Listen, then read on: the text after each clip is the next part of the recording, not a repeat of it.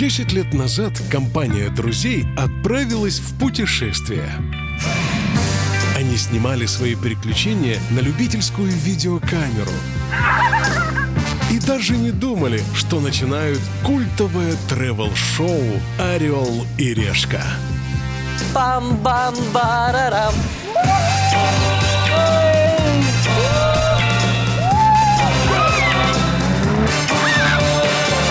530 выпусков, десятки звездных ведущих, 60 миллионов телезрителей во всем мире, миллиард просмотров на Ютубе. О нас говорила даже Мадонна.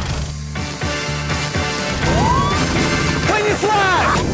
Я впервые жду на выигрыш! В честь десятилетия мы дарим нашим зрителям 10 выпусков, которые проведут суперзвезды. С днем рождения! С днюхой вас, друзья! Поздравляю! День рождения! С днем рождения, Решка! С десятилетием! Больше путешествуйте! Открытых границ! И отрицательных тестов на коронавирус. С десятилетием! Люблю до чертиков! Сотни стран и тысячи городов. Путешествие с «Орел и решка» — это всегда изобилие эмоций, впечатлений и возможностей. Берем от приключений все, вместе с премиальной картой MasterCard. Вот это уровень, вот это я люблю. Важно знать только пароль и выделить каких-то пару секунд для удобной оплаты.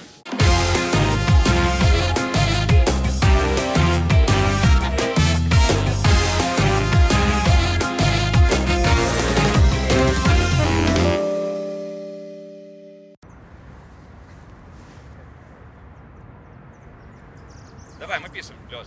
И начали.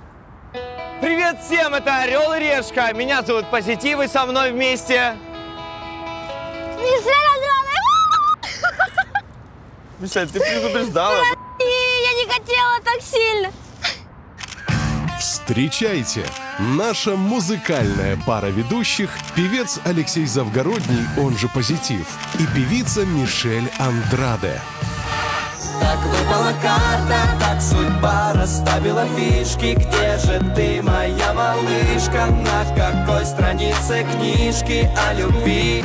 10 лет назад, когда родилась «Орел и решка», Леша вместе с Надей Дорофеевой начинал карьеру в группе «Время и стекло». И так выпала карта, что спустя 10 лет Позитив стал звездным ведущим «Орла и решки».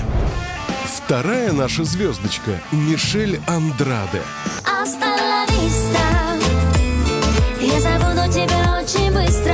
10 лет назад, когда «Орел и решка» снимала первые выпуски, 13-летняя Мишель только-только переехала из Боливии в Украину. Она приняла участие в вокальном шоу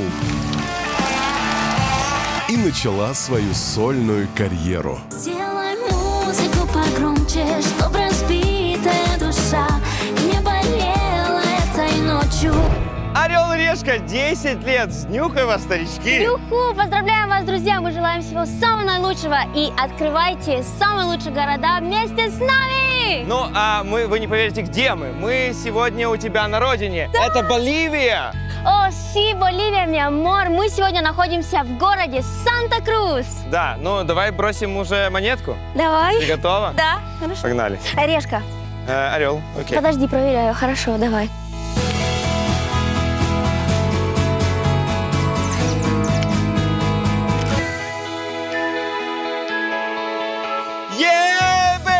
Друзья, у меня есть безлимитная карта, Мишель. Ну, а тебя можем отправить на метро. Спасибо. Тут есть метро? Тут нет метро, тут... Блин! Get some cab, Ладно, ладно. Зато я очень рада, Леша, что ты увидишь Боливию во всей красоте. Окей. Водичка есть? Можно, Да. пожалуйста? Нет, Блин. это пока. Вот Я так? погнал. Забирай свою штучку. Ладно. Испанский я помню. Ну так, неплохо. Может быть, я не знаю. Buen día. Санта-Крус – самый большой и богатый город прекрасной страны Боливии. Индейцы, джунгли, древние города, дикие звери и самые родные люди в мире. Я обещаю вам солнечный, яркий и очень вкусный выпуск «Орла и решки». Я на своей родине. Ола, Боливия! Мамасита вернулась домой!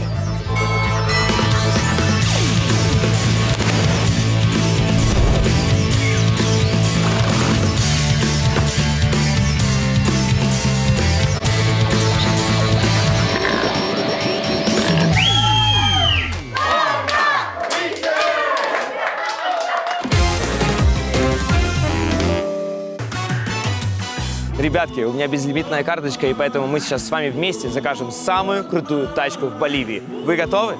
Ты готов, бро? Let's go!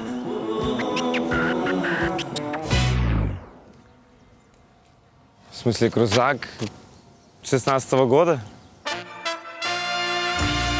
Самая дорогая тачка в Санта-Крусе тюнингована знаменитым боливийским ателье у Хуана. Деревянная сидушка, чтобы попа не потела. Изысканный текстиль и стильные держалки для салфеток.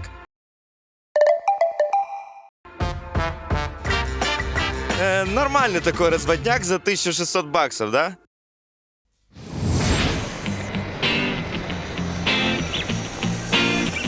В аэропорту я поменяла свои $100 на 688 боливийских боливианов. Мне кажется, в Боливии мне это будет достаточно, особенно в Санта-Крусе. ¿Dónde puedo encontrar un bus para ir a la ciudad? Испанский вспомнился быстро, будто я отсюда и не уезжала. Как говорится, язык до Санта-Круса доведет. Поехали. Так, сказал, что автобусы там. Все. Запоминайте, автобус номер 135. 6 боливианов тут стоит автобус, и я почти сразу попаду в центр, туда, куда я целюсь. Ух ты, столько народу.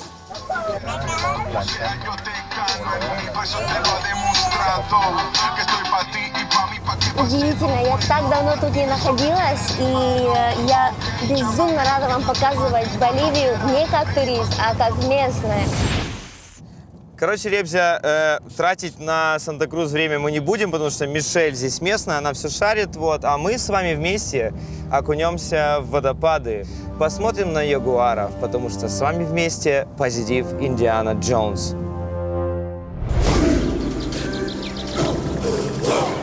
Санта-Крус окружен дикими джунглями, горами, затерянными городами и самым дивным зверьем. Я прям тащусь от всего этого, поэтому готов спустить все решковские деньги на приключения в джунглях. А если повезет, увижу и царя джунглей ягуара.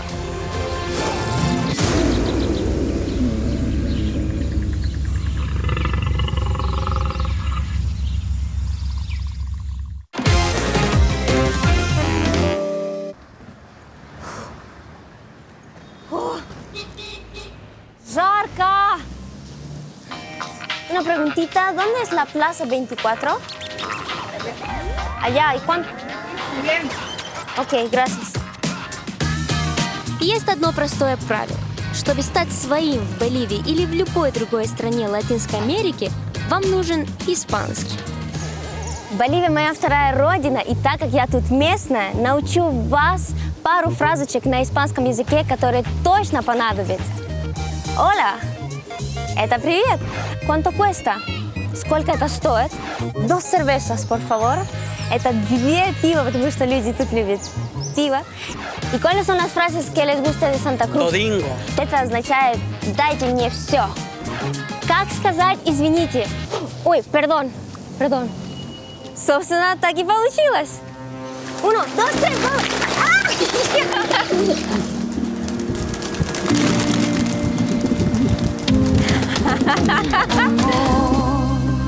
Nunca termina, siempre contigo, tú sabes, es tan lindo esto del amor.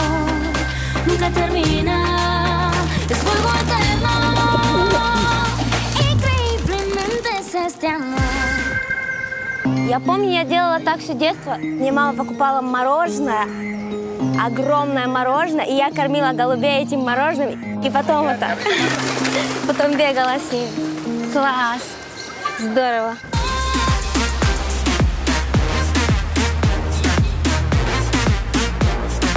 Бесконечная моя любовь. Класс! Бесконечная моя любовь. Санта-Крус в Боливии считают самым зажиточным городом.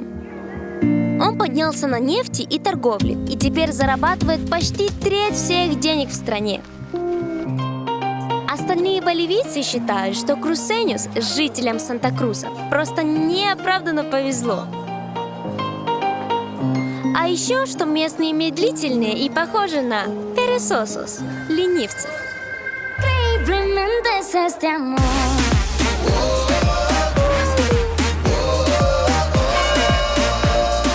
Increíblemente es este amor.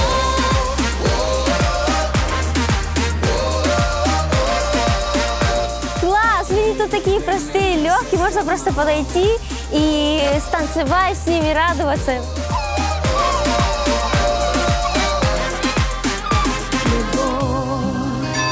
Не умирает, она живет вечно, я знаю, бесконечная моя любовь. В Санта-Крусе, как и в каждом городе Боливии, на главной площади находится главный собор. Вот он! Здесь он называется Катедраль Метрополитана Басилика де Сан-Лоренсо. Вот это скороговорочка! Собору 400 лет. Как и многие другие католические соборы, он выглядит помпезно.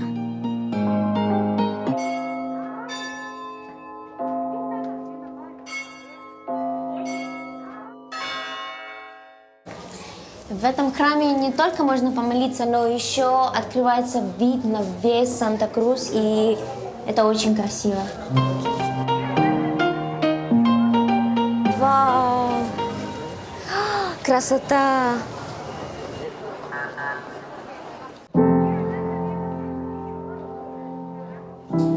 Класс! А где-то там находится мой родной город Кочабамба. Там вся моя семья. Класс! Вот бы к ним попасть, кстати.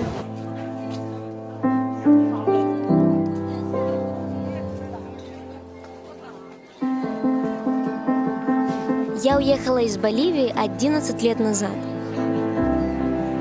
Быть сейчас здесь и не встретиться со своими родными, я просто себе этого не прощу.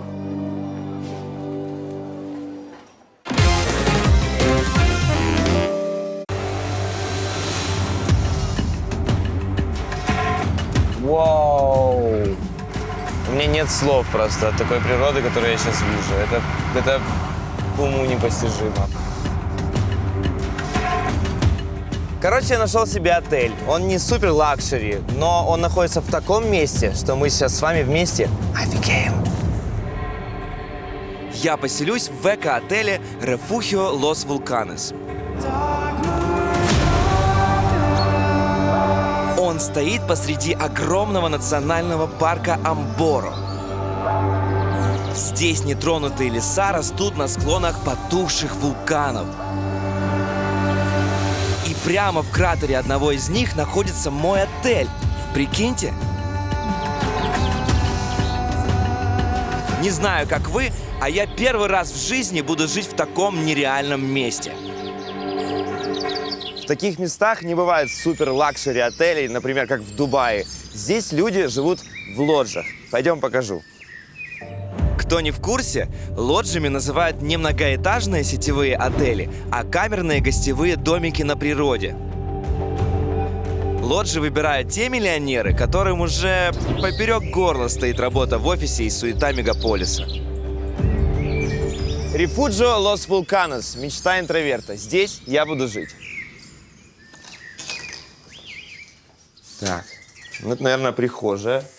У нас есть тут сразу мы видим гамак, который можно повесить где-то между деревьев, повисеть на уличке. Но также это такая маленькая летняя беседка. Здесь можно почилить, посидеть, спички. Что у нас еще? Свечки есть. Я думаю, что это если свет пропадет.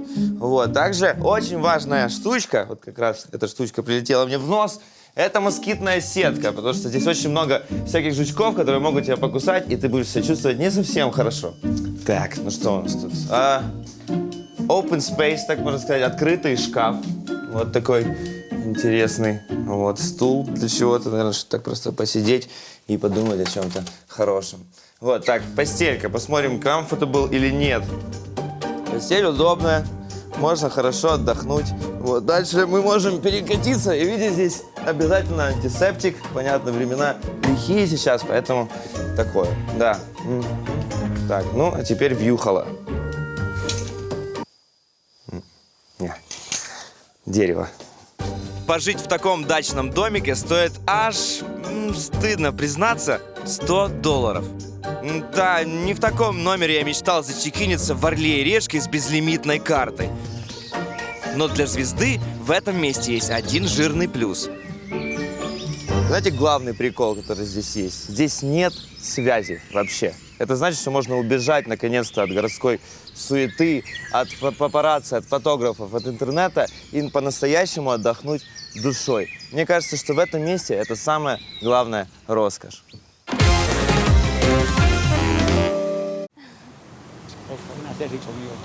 Para que todo el mundo sepa que nos amamos, mi amor.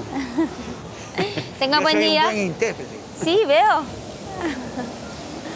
Он сказал, передаю привет маме, которая сейчас находится в тюрьме, в женской тюрьме.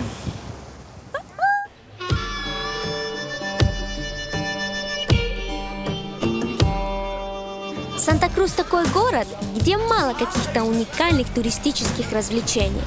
Buen día. Но тут есть интересные явления, о которых знают только местные.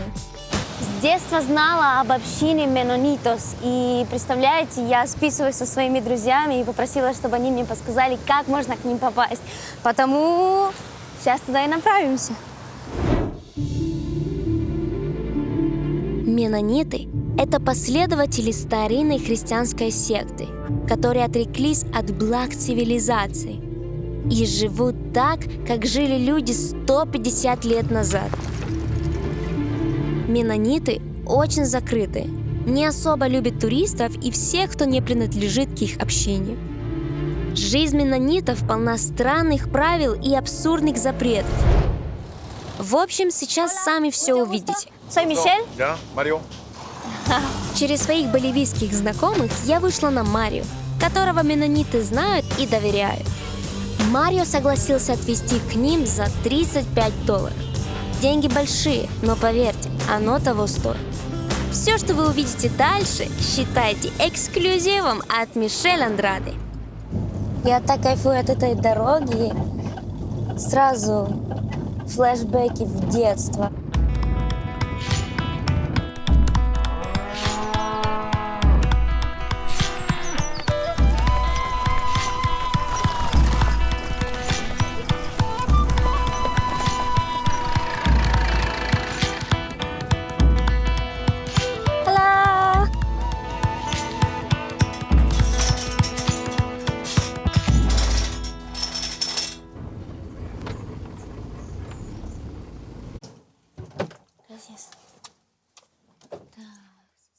Hola.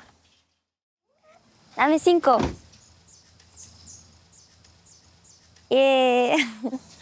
¿Cómo se llama? Pedro. Они, смотрите, они босиком ходят. Hola. ¿Cómo te llamas? ¿Eso te ayudó a ser tu mamá? ¿No? Они не супер общительные, это я поняла. ¿Me puedes un poco mostrar tu casa, por favor? ¿O no? ¿No confías en mí? ¿Me das tu manito? En mi país se da la manito y así confiamos en todos.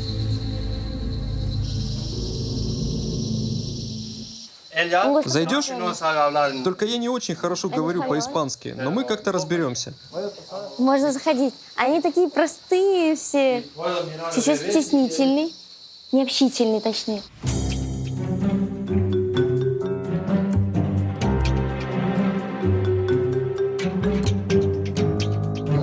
Hello, my name is Michelle. Michelle. What's up, Michelle? Me llamo Michelle. Me estoy presentando. Quería saber cómo se llama. Мария. Мария. Менониты – выходцы из Германии. Но в Германии их притесняли, и им пришлось бежать в самые глухие уголки мира. Но в какой бы стране менониты ни жили, они продолжают говорить и писать по-немецки. У них даже газеты на немецком. Вторая странность менонитов – это их одежда. Она старинная. Ни тебе футболок, ни худи, ни регланов. Женщины и девочки носят одинаковые прапрапрабабушкинские платья. А мужчины всех возрастов ходят в одинаковых ковбойских рубашках и комбинезонах. В нашей реальности это назвали бы family look'ом. Здесь же это строгий дресс-код. Менониты не покупают одежду. Каждая женщина-менонит обязана шить ее сама для всей семьи. Ух ты, у них еще бейбик маленький. У менонитов запрещена контрацепция. Поэтому в каждой семье здесь столько детей, сколько Богу угодно. А можно даже 15, есть даже 19 детей от одной мамы. Представляете, как тут? Отец семейства Авраам пригласил меня с ними пообедать и рассказал, как устроена жизнь менонитов. Мы живем по строгим правилам. У нас в общине многое запрещено. Например, в нашем доме нет электричества. Ночью мы пользуемся газовой лампой. Мы не слушаем радио, музыку, не смотрим телевизор и не читаем развлекательную литературу, только Библию. А кто-нибудь из вас хоть раз в жизни держал в руках телефон? Ну-ка. Нет, никогда. Ни я, ни моя жена, ни мои дети никогда не притронемся к телефону или к компьютеру. Это все дьявольские соблазны. Если им поддаться, то после смерти мы будем гореть в аду. Вы понимаете, что с нами в одно и то же время живут люди, которые отказываются пользоваться телефонами, планшетами и интернетом? Они не в курсе трендов Ютуба, они не знают, кто такие тиктокеры. Они не смотрели последний выпуск Птушкина и никогда никому ничего не лайкали. К образованию у менонитов тоже особое отношение. Забивание головы лишними знаниями тут считается грехом, особенно если ты женщина. Наши женщины учатся в школе с 6 до 11 лет. Этого достаточно, чтобы научиться читать и писать. А считать? Математику они учат? Нет, они изучают только Библию. Математика женщинам не нужна. Уклад жизни у менонитов простой. Мужчины либо пашут в поле, или работают в магазине, или на ферме. Менониты считаются лучшими фермерами в стране. На это и живут. А женщины воспитывают детей, готовят еду, шьют одежду и не смеют перечить мужьям. Главное событие недели – воскресный поход в церковь. Да, кстати, машину менонитов тоже под запретом. Еще Авраам рассказал, что менониты не служат в армии и не участвуют в политике. Никакие мэры и президенты не имеют власти на их территории. Главное в общине – это епископ и 9 священников, которые избираются пожизненно. А когда ваши дети вырастут, вы их отпустите? В смысле? Ну, если они захотят другой жизни, не здесь. Нет, они не пожелают другой жизни, они захотят остаться здесь. Приехать в гости к менонитам – это как попасть в прошлое. Тут возникает 1000 вопросов. Если телевизор для них – это творение дьявола, то почему холодильник – это не творение дьявола? Если их радушие чистого сердца, то почему они берут с гостей деньги за визит? Марио по секрету сказал, что отдал им половину денег, которые я ему заплатила. Спасибо вам большое. Спасибо вам. До свидания.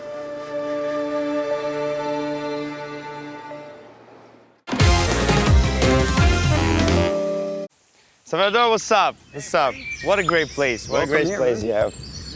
Мой эко-лодж предлагает своим богатым гостям массу развлечений. Понятное дело, все они тоже эко. Sounds crazy. Sounds crazy. It is. Let's go. Let's go, man. Let's go.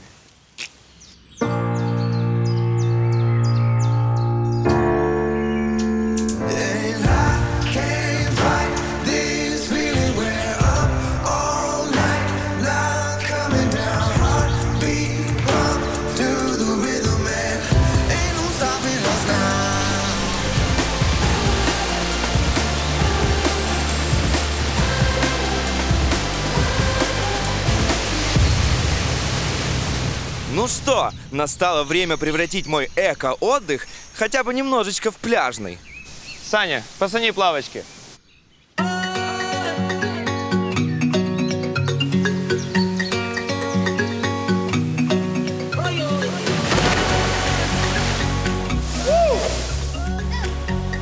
Да, пока что выглядит немного по-пенсионерски.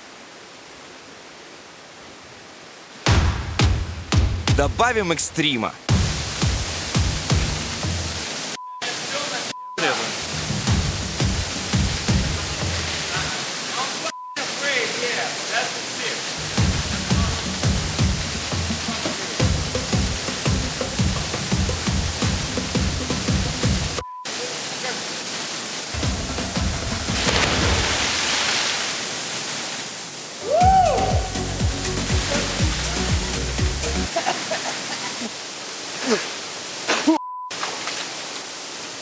Водичка, конечно, такая. Не теплая, да? Не, она не то, что теплая, она просто мутная, и это чувствуется в носу и везде.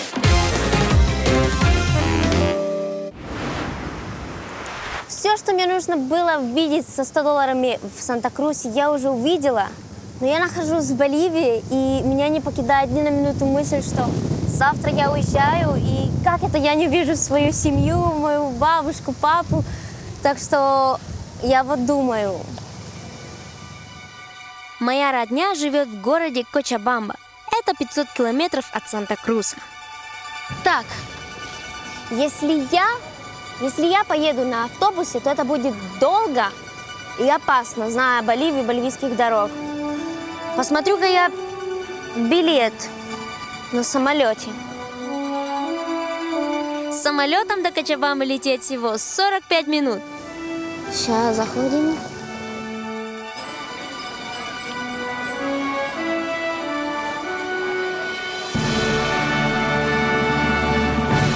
О, Dios mío, qué maravilloso! У меня хватает денег на билет.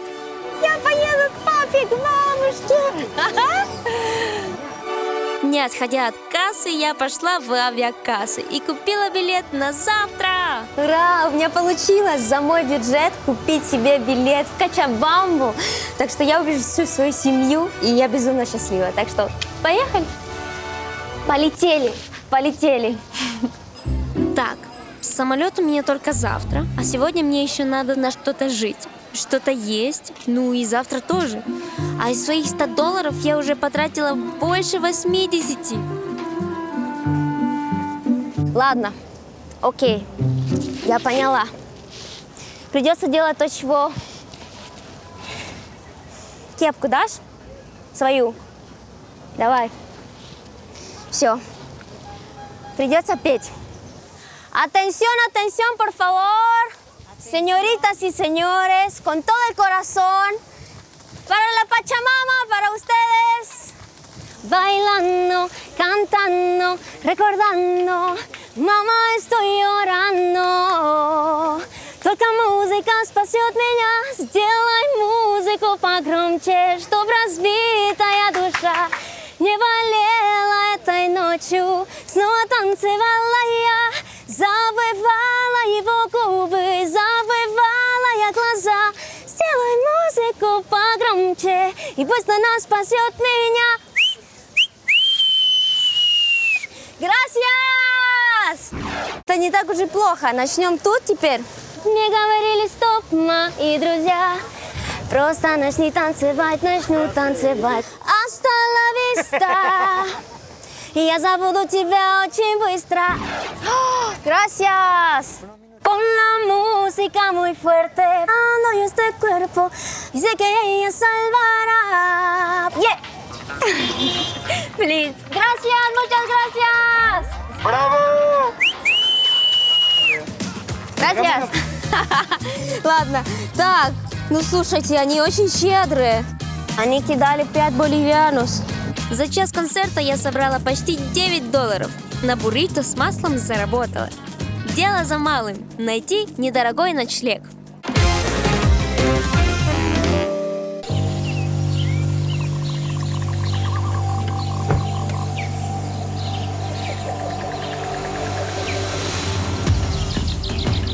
Боливия – это страна, где столетия назад жили развитые индейские цивилизации.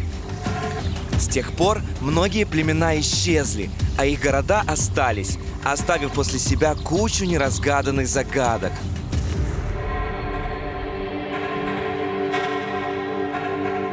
Ну что, ребятки, мы приехали в один из самых древних городов Боливии. Называется он Самайпата.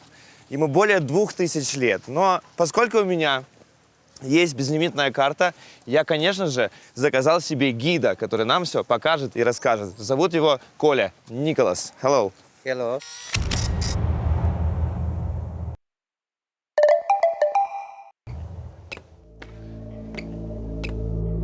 Вот что Коля рассказывает богатым туристам на экскурсии.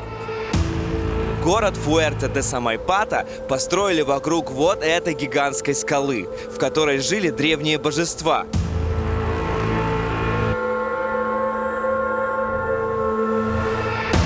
Сначала индейцы Майя-Койо, а потом индейцы Гуарани выдолбили в этом монолите церемониальный комплекс с нишами в виде своих главных божеств.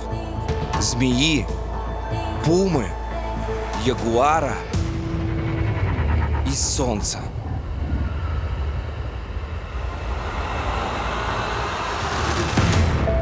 А еще Коля удивил меня. Эти ниши были не для воды. Их заполняли жертвенной кровью животных и людей. Индейцы верили, что только так божества, которые живут в камне, обретут силу и смогут исполнить волю племени. Тут не только жертвоприношения были. Здесь у них были склады, где они складывали продукты, у них был свой какой-то климат-контроль даже. Вот здесь они это все выращивали, на вот этих вот террасах. Вот. А внизу там было как раз место тусовки, где они трейдились, друг другом обменивались продуктами, различными какими-то инструментами. Также там были концерты, музыка, тусовки. В общем, то, что мы любим. В общем так, амигос, если вы фанаты дыр в камнях разной формы и вам не жалко потратить $50 на Николая, милости просим разгадывать загадки древнего города. И это, как разгадаете, зовите меня, а я пока дальше поеду.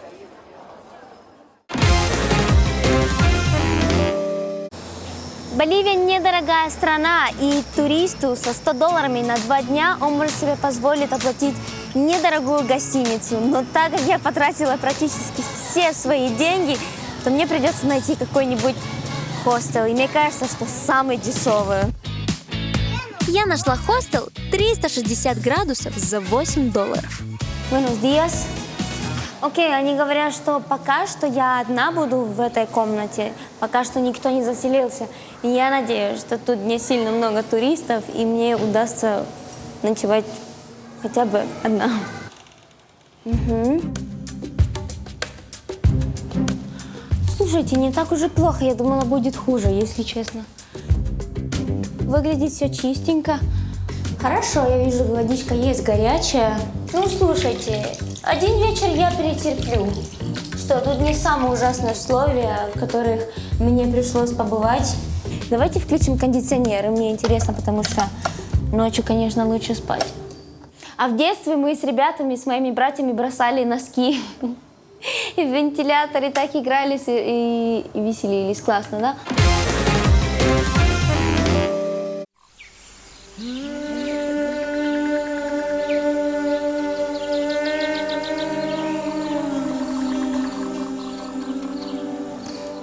Ребзи, я в шоке. Я в шоке от того, что я сегодня ощутил.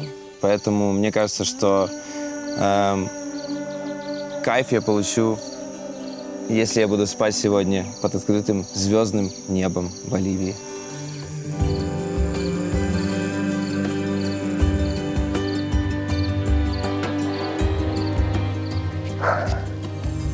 Ого.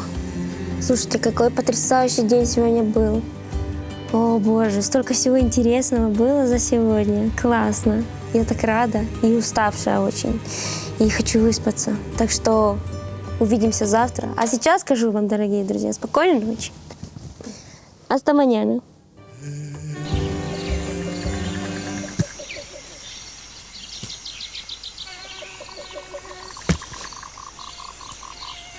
Не, это не Варик.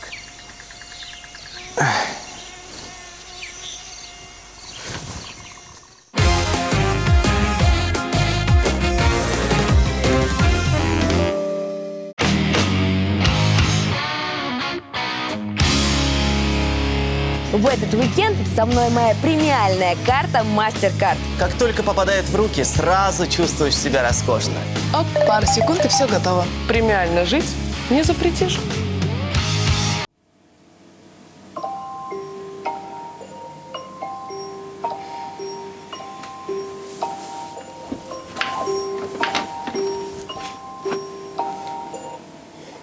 Так. Пора ехать в аэропорт.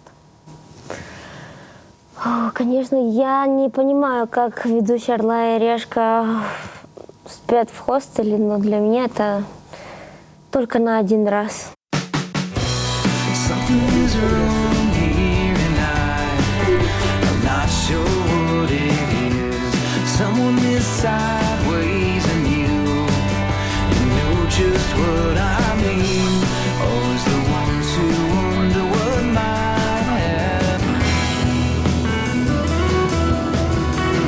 Сегодня час полета, я в своем родном городе. Я наконец-то увижу свою семью, и они будут мега-супер счастливы. И я рада, что вы увидите все это вместе со мной.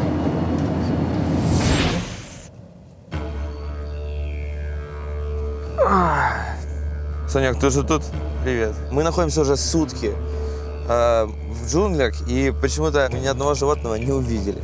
Поэтому мы сегодня рано утром уже направляемся, знаете куда? К ягуарам. В ранчо ягуаров. Погнали.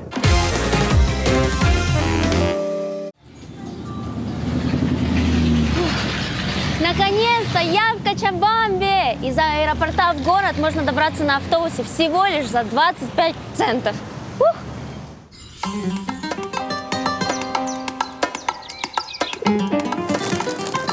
Кочабамба – это еще один большой город в Боливии.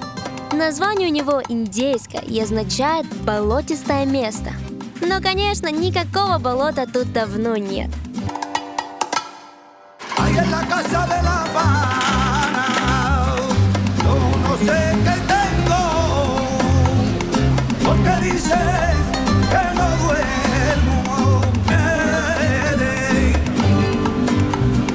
Слушайте, тут симпатично.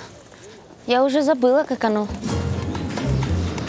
Все города в Боливии очень похожи друг на друга. Главная площадь, а на ней фонтанчик, часовая башня и, конечно же, Помпейский католический собор.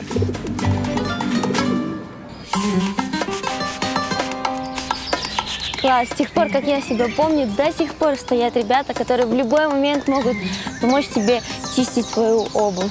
Класс. И где-то там была сладкая вата. Если вы вдруг будете в Кочабамбе, советую подняться на вон тот холм.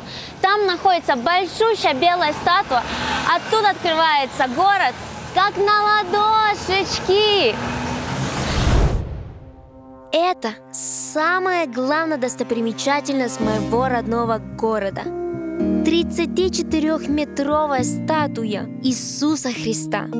Похожая есть в Рио-де-Жанейро, но Кочабамбская выше аж на 2,5 метра. Местные этим страшно гордятся.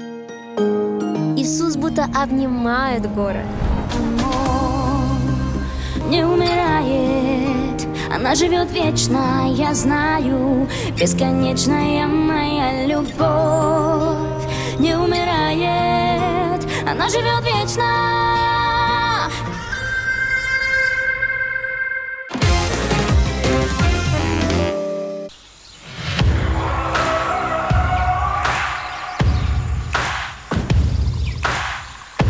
А А я тем временем добрался до ранчо ягуаров.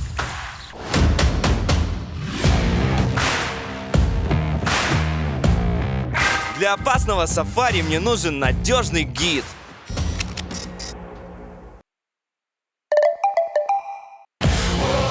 Который знает все тропы, ну и которого в случае чего можно дать на съедение ягуару вместо себя. Alright. Yeah, better then. Let's go. Джунгли напичканы особыми фотоловушками, которые следят за животными 24/7. Они тут прямо табунами ходят. Вот стадо диких хряков-пекари. А вот похожие на страусов птицы нанду. В нашем заповеднике водятся такие звери, о которых, я уверен, ты никогда не слышал. Гигантская куница тайра. Кустарниковая собака. И огромный тапир. Ночью выходят вообще странные зверюки. Гигантский броненосец и муравьед. Но главные звезды заповедника — хищные кошки. Оцелот.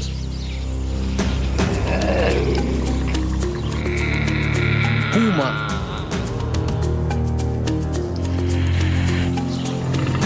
И, конечно же, король джунглей — ягуар.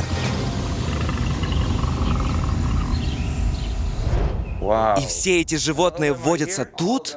Да, все. Я смогу их увидеть сегодня? Мы будем стараться. Хочется увидеть всех животных. Ну что, погнали в приключения.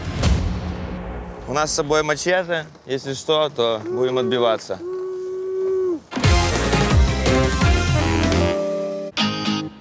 Пока там позитив едет к своим ягуарам, по-быстренькому познакомлю вас с едой своего детства.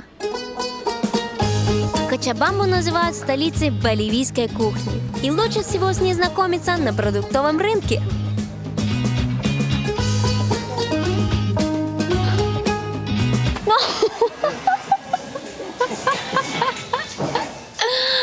Вот так вот, понимаете? Welcome to Bolivia. Узнаю своих людей. Вот, например, популярный местный напиток апи. О май гад, это вкусы детства. Это очень вкусный сок, традиционный в Кочабамбе. Тут кукуруза желтая и фиолетовая. Кукурузу кипятят в воде вместе с ананасами, корицей и гвоздикой. Получается вот такой кисель. Обычно апи подают с эмпанадо, чем-то похожим на прямоугольный чебурек.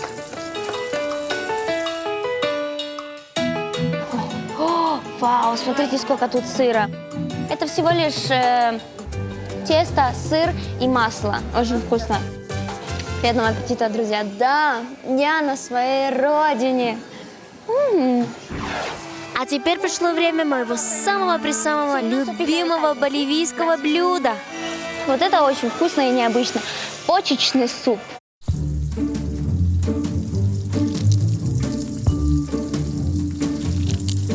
Почки коровки будем сейчас кушать. В детстве он мне нравился, я помню очень хорошо. И я его действительно больше 10 лет не ела. И сейчас буду пробовать. Muchas gracias. На вид почечный суп выглядит как наш борщ из столовки. А вот на вкус... Вау, такой особенный вкус, запах. Опять же, он достаточно жирненький, очень сытный, потому что тут есть картошка, мясо, и порция достаточно большая. И знаете, что самое приятное? На рынке за первое, второе и кисель я заплатила меньше $4.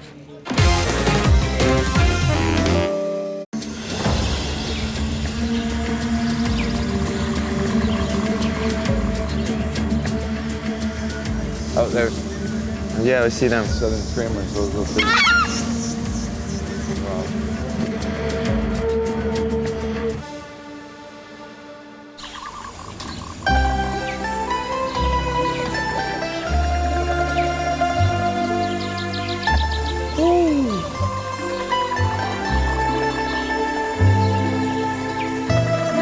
Ребята, мы как будто в мире Аватара. Посмотрите просто на этих бабочек. Я придумал, как мой новый альбом будет называться. После этой поездки он будет называться «Леша, бабочки, аисты». Travel рэп. А вот здесь дикий кабан. А это аист, а вот второй, а вот и третий, их вида 3. Здесь самый большой, в Южной Америке.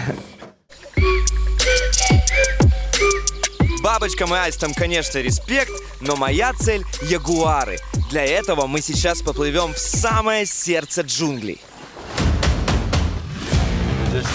Значит, сколько сюда, очень удобно, очень comfortable, как говорят у нас в Киеве. В принципе, теперь просто нужно нестись по реке, и наконец-то я думаю, что у нас все-таки получится что-то. Это попытка номер 2. Погнали.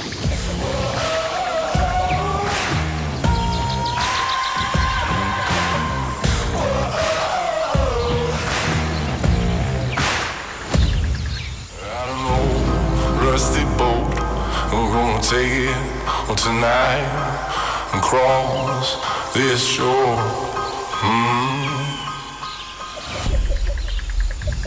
Подозрительное чувство, что за тобой кто-то наблюдает, за тобой кто-то смотрит в этих густых растений. А вот что, все время где-то наблюдает какой-то хищник. Я думаю, что если мы не видим ягуара, то он нас видит точно.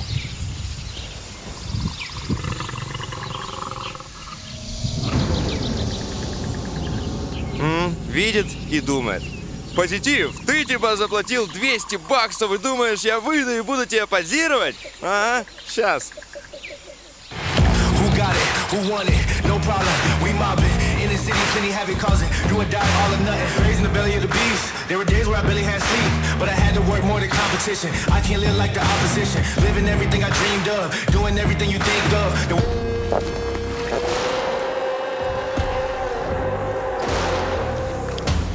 Эти лодочки немножко подсдуваются по ходу дела, поэтому тут как раз уже у моего напарника она уже издулась.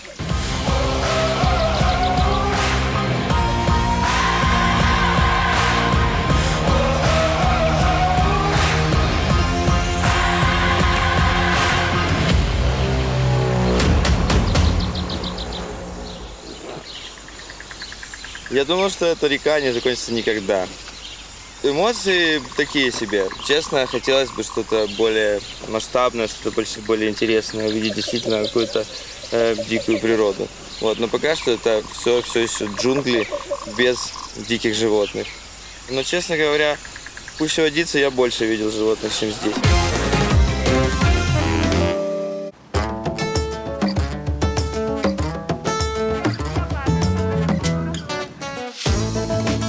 Представляете, как волнительно снова оказаться в родном городе. Смотрите, это моя школа. Тут, кстати, была моя первая дискотека в школе. Приехали дети из Латинской Америки. Мы все знакомились друг с другом, и вечером была дискотека. Это была моя первая дискотека в 11 лет. Ура, наконец-то! Считанные секундочки, минуточки, и я зайду. Я, если честно, волнуюсь очень сильно, что, мне кажется, будет легче разворачиваться. Признаюсь честно, я не удержалась и рассказала родным, что приехала. Просто бабуля у меня старенькая, 85 лет, и боюсь, чтобы ее не хватил удар. Ого, столько машин тут. Так. Ого. Так. Вы готовы?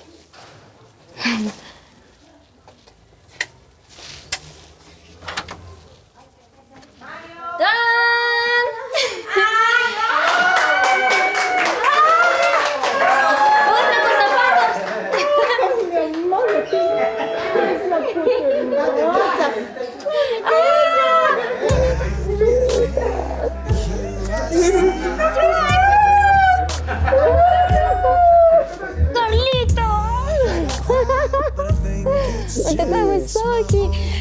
Лагоита, лагоита.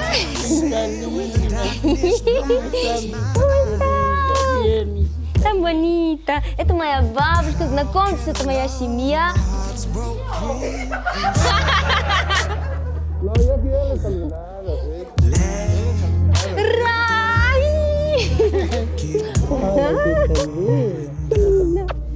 Это мой папа, папа Марио, тетя Нирка, это mi prima, Татис ее зовут, это ее муж, El Peto, ¿sí? El муж. Это мой двоюродной братик, он самый младшенький, но уже все, уже не самый младшенький. Это моя тетя Джани, я ее очень люблю, я всех люблю. Это моя двоюродная сестричка Нани, это мой дядя Нельсон. Знакомьтесь, это моя семья, не в полном составе, но...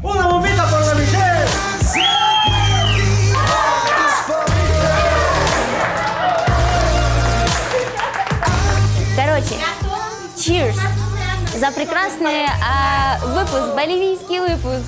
Ей! Салют! Вам, наверное, непонятно, как девочка из Боливии оказалась на другом конце света в Украине, а ее семья осталась здесь. Поэтому я расскажу историю любви моих родителей, и вы сами все поймете. Мой папа боливиец, а мама украинка. Папа приехал из Боливии в Киев учиться в университете, а после лекции шел на улицы города и играл народную боливийскую музыку. Мама увидела, как папа играет, и между ними возникла настоящий амор. После учебы они поженились и 20 лет жили в Боливии. За это время появились мои старшие братья и я. ¿Cómo estás, che? Все эти годы мама мечтала показать нам нашу вторую родину. И когда мне исполнилось 13, мы переехали в Украину. Но папе пришлось вернуться, чтобы ухаживать за нашей бабушкой Глорией, которая потеряла зрение. Представляете, папа даже рассказывает ей, в какой одежде я выступаю на концертах. Поэтому моей семье приходится жить на расстоянии 12 тысяч километров. Мы очень скучаем друг по другу. И каждая встреча для нас — это маленькая жизнь. И если честно, хотела рассказать вам и о еде, которую любит готовить моя боливийская семья, и о наших семейных традициях. Но мы все так давно не видели, что просто не могли наговориться и насмотреться друг на друга.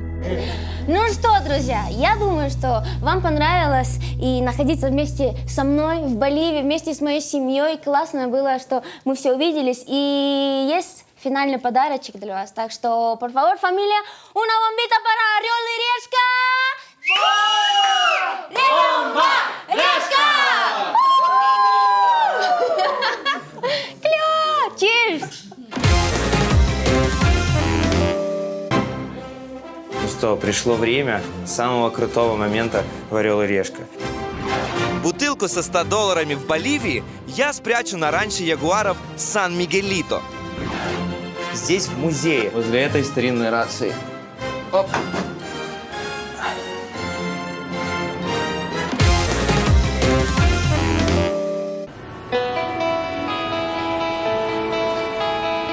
Я тут за 2 дня понял, что в Санта-Крусе не маши безлимитной картой богатому туристу ничего не светит. Дерево. Кроме дули ягуара. Эти лодочки немножко подсдуваются. Ну реально, что не развлечение, то какой-то облом. Зато на $100 тут можно отлично отдохнуть, познакомиться с удивительными людьми и даже полетать на самолете. В общем, то, что мы любим. А еще спустя годы разлуки я встретилась со своей боливийской семьей. Спасибо тебе, Орел и Решка, что в свой юбилей сделала мне самый дорогой подарок. Потому что с вами вместе позитив Индиана Джонс. Город как на ладошечке. Travel рэп. Ну, welcome to Bolivia. Узнаю своих людей. Ну что, погнали в приключения. Gracias, muchas gracias. Muchas gracias. Браво!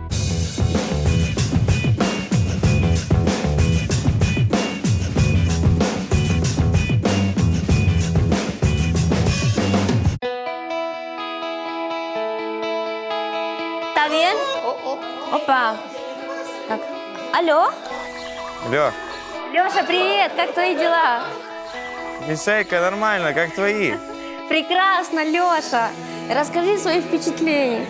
Честно говоря, я провел такое прекрасное время, что я подумал о том, что стоило тебе уступить эту безлимитную карточку. Расскажи, что у тебя? Я встретилась со своей семьей, ты себе представляешь? Мишель, я рад за тебя. Мне кажется, я тут останусь на пару деньков, точно. Ну что, как говорится в Боливии, до зустрічі. До зустрічі, Леша! Давай, малая, пока. Салют!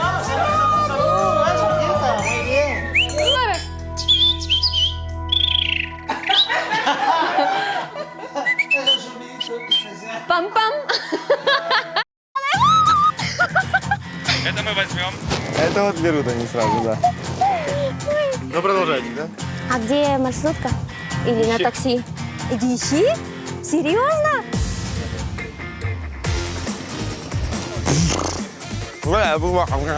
Может, подкинешь? Нет? А когда мы на студии, Мишелька, я тебя очень люблю, ты моя сестренка. Находимся мы на моем втором...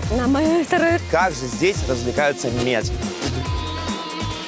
Находимся мы на моем втором родине. На моей. Товарищ продюсер, прыгайте первым.